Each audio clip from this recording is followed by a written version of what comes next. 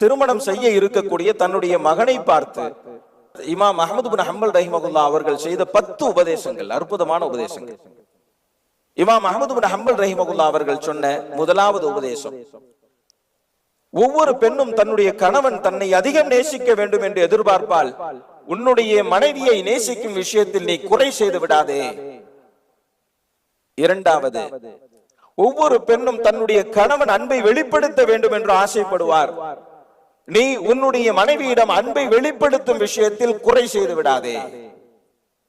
மூன்றாவது, ஒவ்வொரு பெண்ணும் தன்னுடைய கணவன் மென்மையாக நடந்து கொள்வதைத்தான் விரும்புவாள். எனவே நீ வீட்டிற்கு வெளியே கடுமையாக நடந்து கொள், ஆனால் வீட்டிற்குள் வந்துவிட்டால் மனைவியோடு மென்மையாக நடந்து கொள். நான்காவது, நாட்டையே ஆளும் அரசனாக நீ இருந்தாலும் வீட்டிற்குள் உன்னுடைய மனைவியை அரசியாக்கிவிடு என்பதாக சொன்னார். ஐந்தாவது, உன்னுடைய மனைவி உன்னிடம் எப்படி இருக்க வேண்டும் என்று ஆசைப்படுகிறாயோ அவ்வாறு நீ உன்னுடைய மனைவியோடு இரு என்பதாக சொன்னார். ஆறாவது, ஒவ்வொரு பெண்ணும் தன்னுடைய கணவன் சம்பாதிக்க வேண்டும் என்று ஆசைப்படுவாள். நீ சம்பாதிக்கும் விஷயத்தில் சோம்பேறியாக இருந்து விடாதே.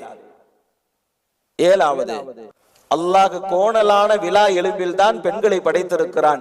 அவள் கோணலாக இருப்பதே அழகு, அதை நிமிர்த்தினால் அவள் அழகு போய்விடும் என்பதாக சொன்னார். எட்டாவது, எல்லா பெண்களும் கணவனிடத்தில் நன்றி கெட்டவர்களாகத்தான் இருப்பார்கள். எனவே அவர்களை நீ வெறுத்து விடாதே. எவ்வளவு அற்புதமான வார்த்தை!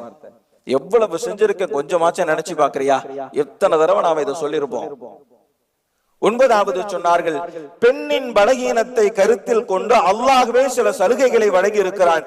எனவே அந்த பலகீனத்தை நீனும் கருத்தில் கொண்டு அவளிடத்தில் சலுகையாக நடந்து கொள்.